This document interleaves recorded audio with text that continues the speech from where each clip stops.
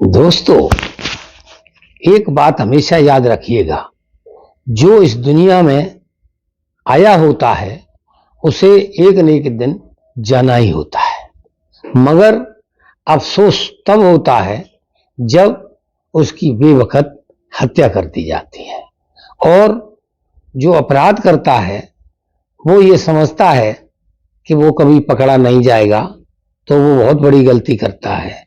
उसे याद रखना चाहिए कि जो उसने कर्म किए हैं उसे एक न एक दिन और अपने कर्मों का फल भोगना ही पड़ता है।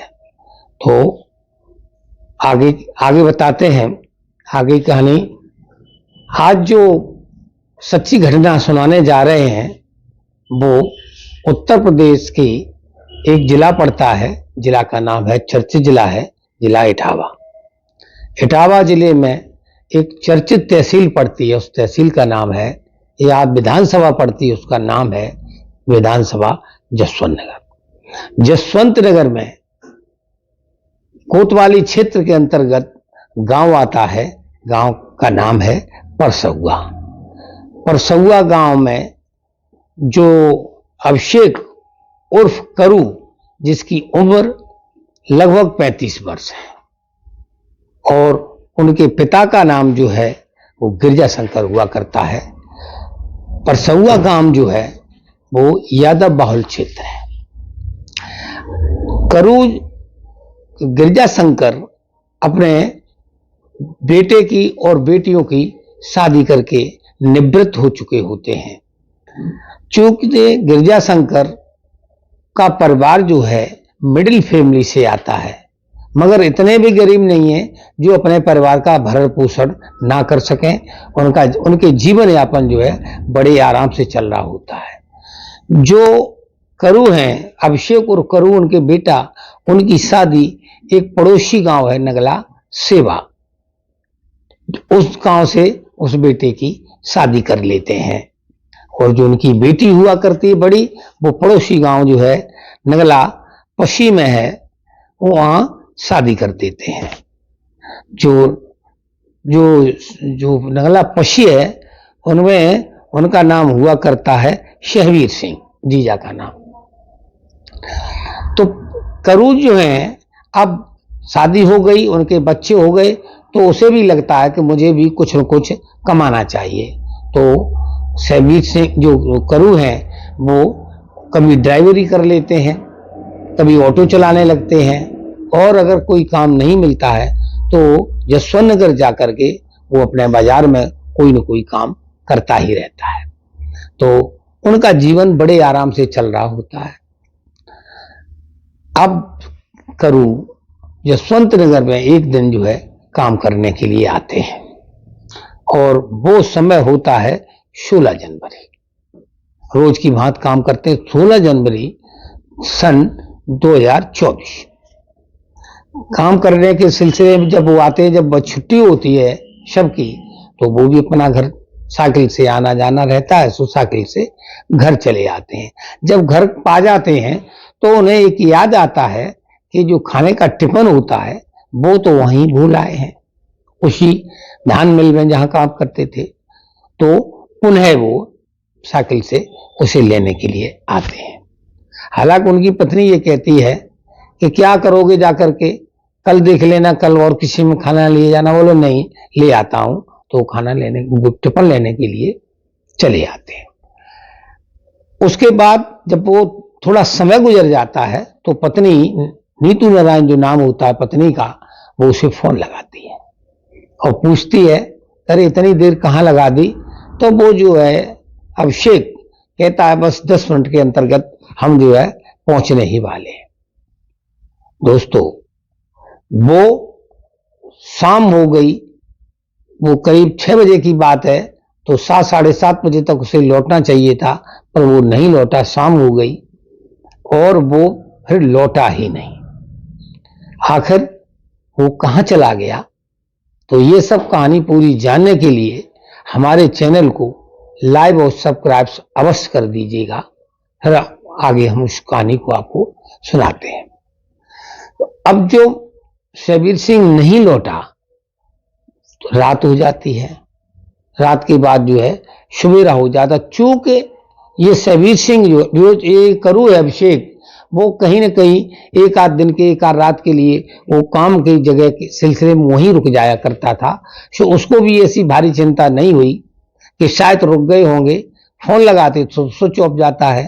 होता क्या है, जब स्विच ऑफ जाता तो सोचती है शायद उसकी बैटरी चली गई होगी, लो हो गई होगी। पूरी रात आराम से कट जाती है, कोई तकलीफ नहीं होती है। लेकिन जब सवेरा होता है तो फिर पत्नी जो है उसके फोन पर फोन लगाती है, फोन फिर भी नहीं उठता है, स्विच ऑफ फिर बता रहा है। अब दिन के लगभग 10 बजने वाले होते हैं।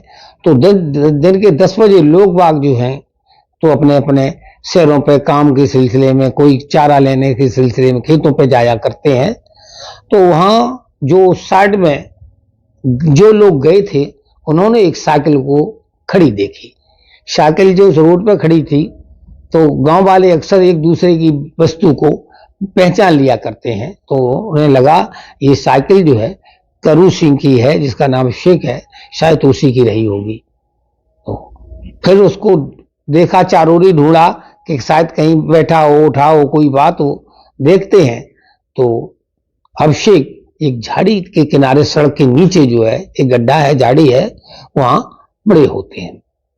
तो फोन के द्वारा उनके घर पर सूचना दी जाती है। तो जब सूचना वहां पहुंचती है कि नहीं बेहोश पड़े हैं या क्या हुआ देख लो भाई आकर के, तो गायब तो वो था रात से। और इधर सूचना मिलती है तो एक हुजूम, जो बड़ा काम है ये पसौआ भी, तो एक हुजूम टूट पड़ता है, वहां भीड़ हो जाती है। जो नीतू है, नीतू दौड़ के, नीतू भी आती है, अपने बच्चों के साथ आती है। और जब उनको देखती है करू अभिषेक को, 35 वर्षीय को, तो दहाड़े मार करके चीख चीख कर रोने और चिल्लाने लगती है। अब जो है कोई उसी में से कोई पुलिस को सूचना दे देता है। तो पुलिस जो है फोरेंसिक टीम के साथ, पूरी टीम जिसमें फोरेंसिक टीम वगैरह जो है, जो साइंटिफिक वो लेते हैं सैंपल वगैरह, वो पूरे लोग साथ ही साथ आते हैं। जिसमें कपिल दुबे हुआ करते हैं थाना प्रभारी जसवंत नगर, वो भी आते हैं। और सीओ जो है उस वक्त अतुल प्रधान हुआ करते थे, वो भी आते हैं। और अभयनाथ त्रिपाठी जो ग्रामीण एसपी हुआ करते हैं, वो भी आते हैं। तो हत्या का केस, लाश बरामद हुई है, डेड बॉडी हुई है, तो पुलिस जो है उनको उसकी बॉडी को सबसे पहले कंट्रोल में लेती है, अपने अंडर कस्टडी लेती है और उसको जो है पोस्टमार्टम के लिए भेज देती है। पहला दिन तो चीख पुकार की वजह से जो है ज्यादा पुलिस पूछताछ नहीं करती है और हत्या का कारण जाना चाहती है।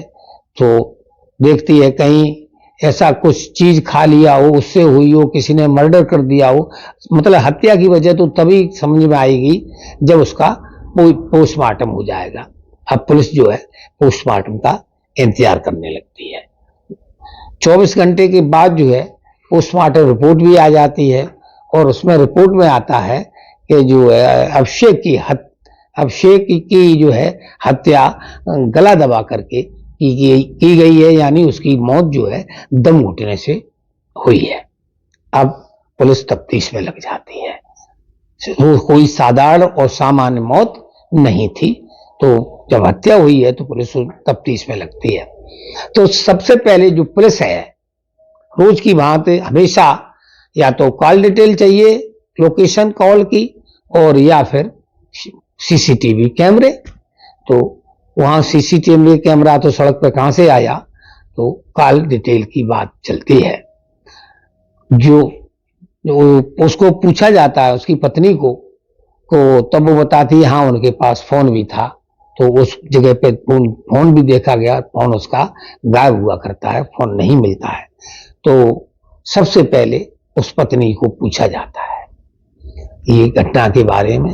तो बताती है कि वो ऐसे ऐसे टिफिन भूल गए थे, टिफिन लेने के लिए गए थे, हमने मना भी किया था पर वो नहीं माने, और इस रास्ते से वो आए और वो रास्ता थोड़ा टेढ़ा बेढ़ा है, तो वहां पर इनके साथ ये हादसा हुआ, किसने क्या किया ये हमें कोई जानकारी नहीं है।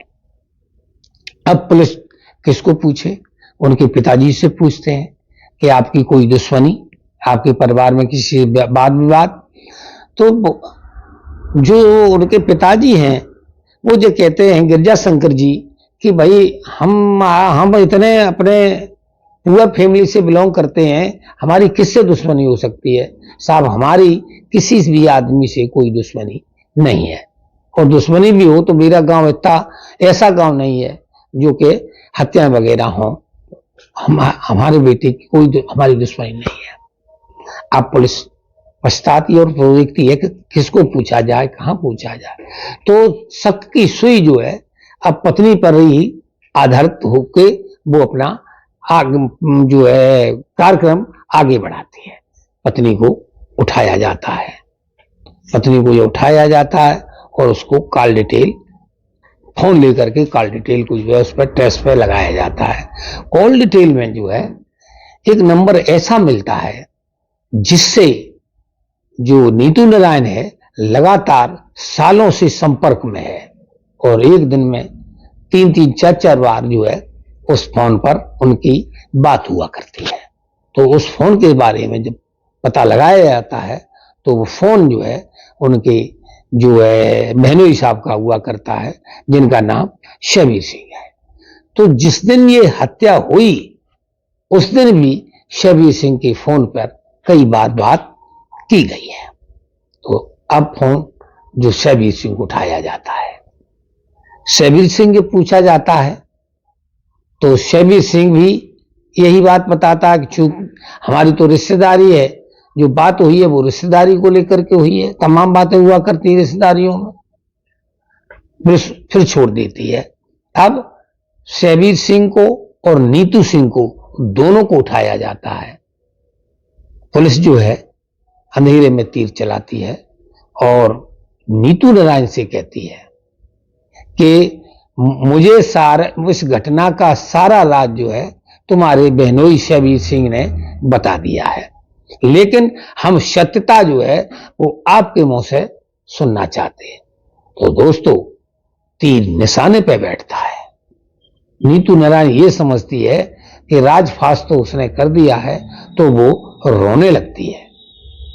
अब पुलिस उसी ढाढ़स बनाती है और पूछती है कि रोना धोना बंद करो, रोना धोना बहुत हो गया, तुम कल से भी बहुत रो रही हो, उस जो बॉडी पे मिली थी वहां भी आप बहुत रोई हो, रोना बंद करके जो है अब हकीकत में बताइए।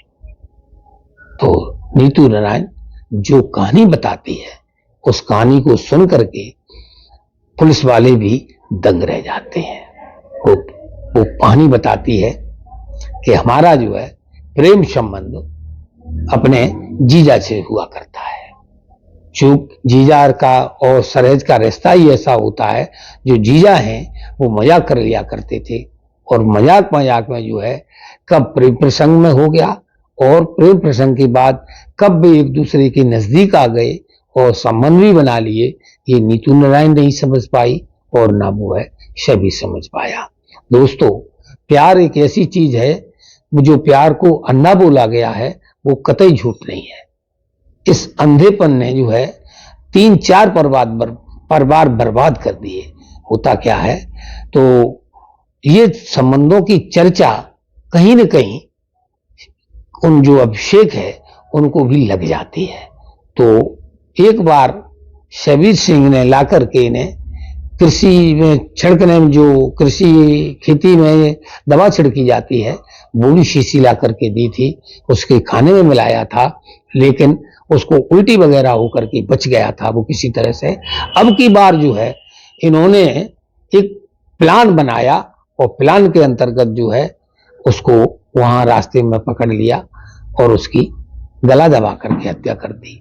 चूंकि ये काम जो है शबीर सिंह ने अकेले नहीं किया, शबीर ने अकेले नहीं किया था, उसको भी एक आदमी दूसरे की जरूरत थी, जो उसका दूसरा दोस्त रहा जिसको वो बुला के लाया था, उसका नाम जो है ग्राम पुठिया निवासी, और उसका नाम हुआ करता है धीरज। तो धीरज और शबीर ने मिल करके ये उसको हत्या को अंजाम दिया था और इस हत्या में जो है वो नीतू नारायण शामिल थी। तो पुलिस ने इन तीनों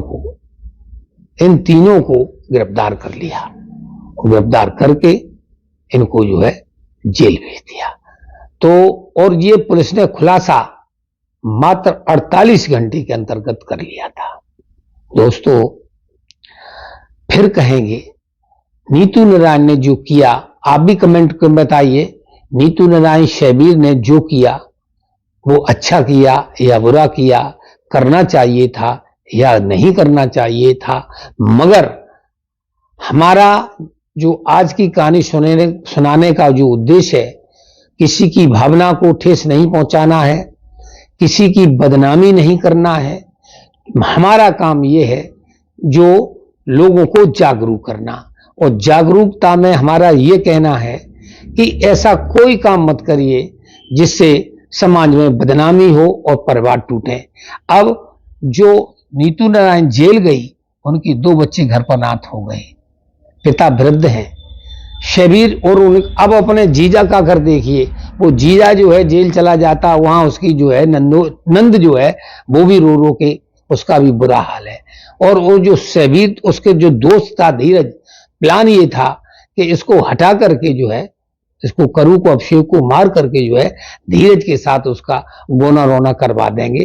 तो वो इसलिए चक्कर में था तो इसकी मौत के बाद वो पत्नी हमें मिल जाएगी। तो ये प्लान जो उन्होंने बनाया था वो गलत था। अरे तुम्हारे संबंध तो चल ही रहे थे, कोई दिक्कत नहीं थी, और भी रास्ते हो सकते थे। वो रास्ता न अपना के एक अपराध का रास्ता अपनाया, तो वो रास्ता बिल्कुल ही निहायत गलत था।